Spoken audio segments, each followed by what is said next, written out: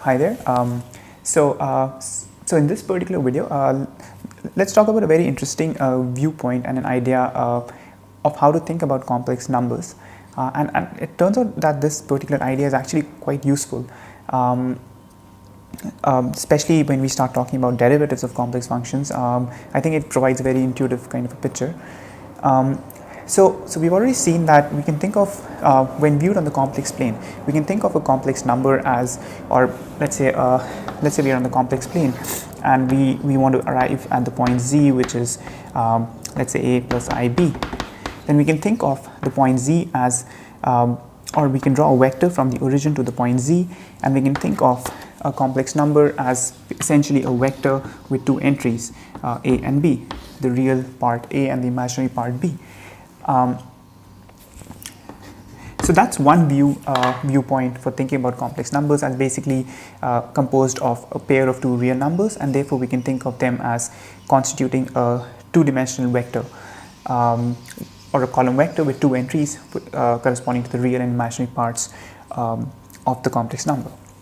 However, when we started talking about, let's say in particular, multiplication of a complex number, and for instance we looked at a mapping of the form a times z, and we found that the net effect of, or we can think of like multiplying the complex variable z with the complex, where a is a complex constant a, as a mapping that takes us from the z plane to the w plane, and in that case we can think of the complex number a as sort of inducing or causing a rotation and a scaling of the complex plane, or of the entire complex plane, if a is a constant, or more generally, if we can think of a as a variable, then it could be a local rotation and scaling at the point, around the point z.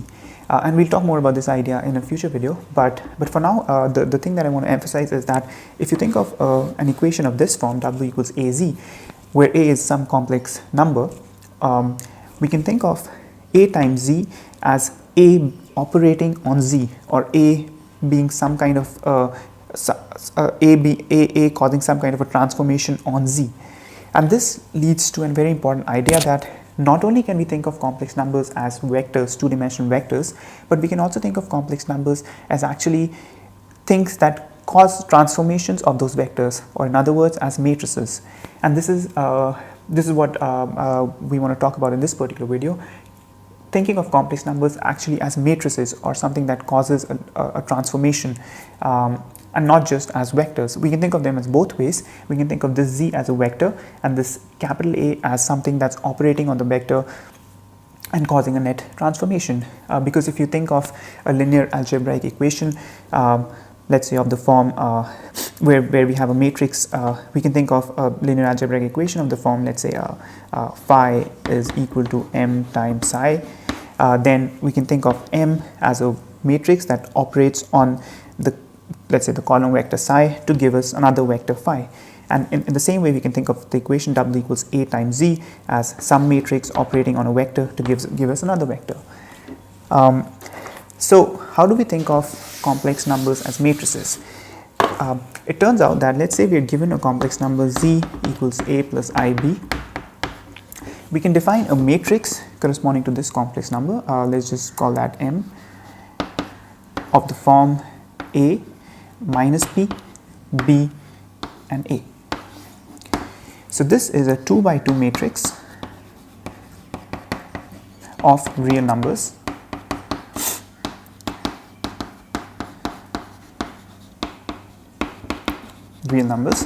And this matrix can be thought of as a representation of the complex number z itself. So let's work with this idea a little bit and see how do the properties that, or let's say the algebraic properties of complex number that we've already defined and saw what their effect is geometrically, how do they manifest when we think of complex numbers as matrices of this form? And notice the structure here. The diagonal entries are both correspond to the real part of the complex number z, so they are both a, whereas the off diagonal entries correspond to the imaginary part b and minus of b. It's fairly easy to remember this structure. So let's define this matrix and see and work out some of the algebraic properties that we have defined for the complex numbers. But this time let's work with the matrix representation of complex numbers and see that it's actually consistent with our previous definitions. So let's say we are given a complex number z1, which is a1 plus I times b1, and another complex number z2, which is a2 plus I times b2. So first of all, let's see. Let's define a matrix corresponding to this M1, which will be A1 minus B1, B1 and A1, and the matrix corresponding to this will be M2, which is A2 minus B2, B2 and A2. So first of all, let's see what is the determinant of this matrix, or either of them. So the determinant of M1 is actually A1 square minus of the product of these two quantities, which is minus b1 square, which is actually a1 square plus b1 square. And for the complex number z1, we know that this is nothing but the modulus of z1 square. So in fact, the determinant, so if corresponding to a complex number z1, we define a matrix of this form, then the determinant of this matrix is actually the modulus of the complex number squared. And likewise for this, it will be a2 square plus b2 square. So that's one of the properties, that the determinant of the matrix, once we define a matrix representation of the complex number, is actually the modulus of the complex number square. Okay. Now, so let's see what if we add these two complex numbers. Instead of adding the so if we add the complex numbers z1 plus z2, the new complex number that we get is a1 plus a2 plus I times b1 plus b2. What if we add these two matrices, m1 plus m2? Then we get a new matrix, which is a1 plus a2. The second entry is minus b1 minus b2. This entry is b1 plus b2. And the last entry is a1 plus a2. So this representation, this matrix will represent a complex number with a real part a1 plus a2 and an imaginary part, which is b1 plus b2. And this is nothing but what we get if we add the two complex numbers directly. So this definition is so as far as addition is concerned, this matrix representation consistently reproduces our definition of addition of two complex numbers. Now let's check, and in the same way we can check subtraction, it will work out to be the same. Now what about the product? So let's multiply these two matrices, m1 times m2. So we have, so if we multiply these matrices m1 and m2, the first entry will be a1 a2 minus b1 b2. The second entry here will be a1 minus a1 b2 minus b1 a2. This entry will be b1 a2 plus a1 b2.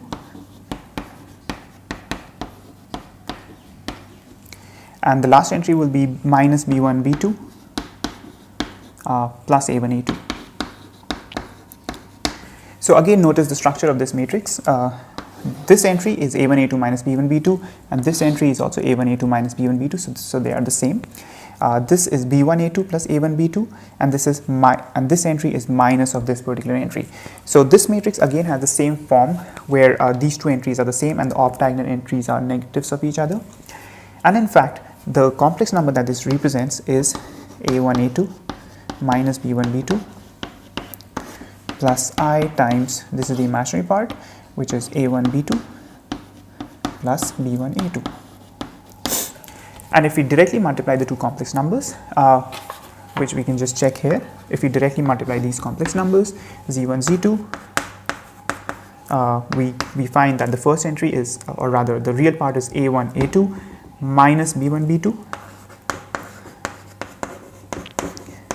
and the imaginary part is b1 a2 plus a1 b2,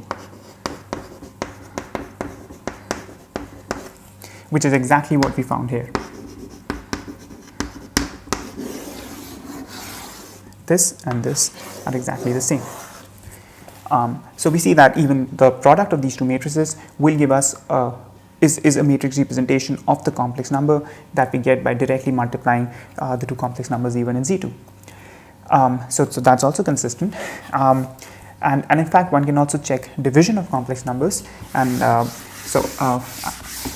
let me just state what the main steps are for the division. So again, the M1 entry is A1 minus B1, B1 and A1, and M2 is A2 minus B2, B2 and A2. So if we have to divide complex numbers Z1 by Z2, the way to do that is we can define Z1 divided by Z2 and multiply the denominator and numerator by the conjugate of Z2. And so the net effect is Z1 Z2 bar divided by modulus, and if you remember, modulus of Z square is actually Z times Z bar. So this is Z1 Z2 bar divided by modulus of Z2 square. So this will be of the form A2 square plus B2 square, which is modulus of Z2 square, times Z1 times Z2 bar. Now Z2 bar will be A2 minus I times B2, and Z1 times Z2 bar will be A1 A2 minus of I square B1 B2, which is plus B1 B2. It will be the real part, and then the imaginary part will be I times B1 A2 minus A1 B2. Okay, so that will be if you have to divide Z1 by Z2, we can do it in this manner. Now, how do we divide the matrix representation? So, in order to divide using matrices, we need to define the inverse of the matrix. So, what we can say is that, rather the matrix representation of Z1 and Z2 will be obtained by multiplying M1 with M2 inverse, right? Now, the inverse of a 2 by 2 matrix of this form, M2 inverse, will be 1 divided by the determinant A2 square plus B2 square, and the entries will be A2, A2, and only and since B2 and B2 are same in magnitude, but their signs will be flipped if we calculate the inverse. So we'll have minus B2 and B2, and then all we have to do is multiply M1 with this particular matrix. And if we do this product in the same way as we did when we were directly multiplying M1 and M2, we can check that in fact M1 M2 inverse will actually give us Z1 divided by Z2, and you can already see that we already have the factor A2 square plus B2 square, and in fact multiplying these two will give us A1 A2 as the first entry, and then plus B1 B2. So this will be the real part, which is what we already had in just a moment ago when we derived when we directly divided Z1 and Z2, and the imaginary part will correspond to this entry, which will which essentially we'll obtain by or let's just work out all the steps. So this will be A1 A2 plus B1 B2 is this part. Then we have A1 B2.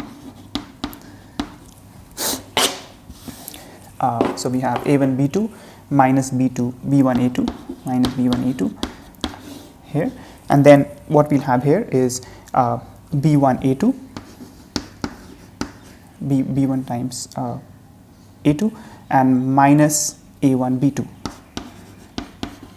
which is the negative of this, and this is in fact the imaginary part that we worked out in the previous when we directly divided these two, and the last entry will be B1 B2 plus A1 A2, and then since M2 inverse also has a factor A2 square plus B2 square, so we'll have A2 square plus B2 square here. So in fact, even division of complex numbers, if we think of 1 divided by Z2 being represented by the matrix M2 inverse, we'll find that even division works out consistently in the way if we divide the complex numbers directly. Or in other words, like the matrix representation of complex numbers reproduces all the algebraic properties that we defined for complex numbers, and that's one of the reasons why they're so useful, because first of all, it makes it even more justifiable why we can define addition, multiplication, division of complex numbers in the way we did. If we simply think of complex numbers as being represented as these matrices, and then just say that, okay, matrix multiplication and division, we are more familiar with matrix multiplication and division, and all we are doing is associating these matrices with the complex numbers z1 and z2 that they represent. So yeah, I mean, we will talk more about this matrix representation when we start talking about derivatives of complex functions, and this provides a very interesting picture of what the complex derivative is doing. But yeah, this is a very important idea to sort of think about, and let's talk more about this in future videos. So see you there. Thanks.